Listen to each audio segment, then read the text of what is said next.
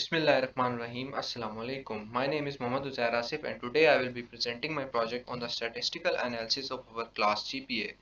This analysis provides insights into the academic performance of our class using statistical techniques. So now, to begin with, I collected the GPA data of our class from the previous semester consisting of 44 students. Some students with incomplete grades such as X or I were excluded.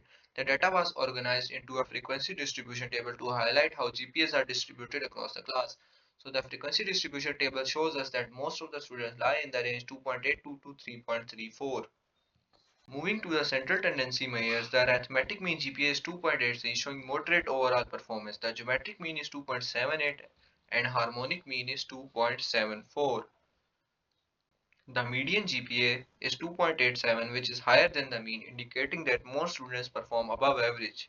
Interestingly, the most frequent GPA or mod is 2.97 showing a concentration of students around this value.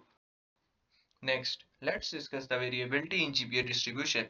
The first quartile Q1 is 2.45 and the third quartile Q3 is 3.2, resulting in interquartile range of 0.75. The standard deviation is 0.47 reflecting a moderate variation while the variance is 0.22 showing that GPAs are not widely spread. The coefficient of variation at 17% indicates a balanced distribution relative to the mean. Now, analyzing the shape of the distribution, Pearson skewness is minus 0.26 and Bollier skewness is minus 0.12. Both indicate a slight left skew, meaning more students achieve above average GPAs. Looking deeper into the data, the second moment or variance confirms moderate spread. The third moment indicates slight negative skewness, reinforcing that the GPAs are clustered towards the higher end. The distribution aligns closely with the normal patterns but shows suitable deviation. The kurtosis is 2.22 suggesting a near normal distribution with slightly heavier tails. Additional insights include the 80th percentile GPA which is 3.26 highlighting high achievers. The coefficient of range is 0.5 and the mean deviation is 0.42 showing consistent performances across the class. To make these findings clear, I used histogram, frequency polygon, cumulative frequency polygon, KDE plot, which clearly shows that the data is slightly negative skewed, as which indicates that most of the students have GPAs above average, and a pie chart which shows that around 40% of the students lie in the range 2.815 to 3.345. In summary, the average GPA is 2.83 with a mod of 2.97 and the most GPAs fall between 2.45 and 3.2, reflecting a stable academic trend. So here is the code that I used to do all these statistical calculations.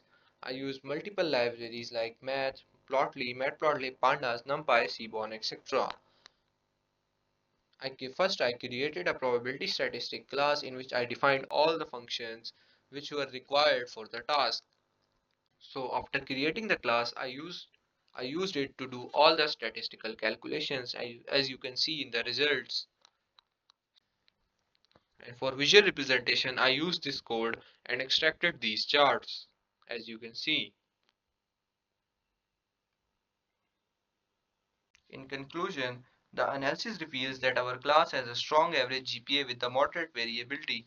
The slight left skew suggests that the most students are performing well and that statistical measures highlight a stable level of achievement across the group. Overall, this reflects consistent academic performance. So that's all. Thank you for listening.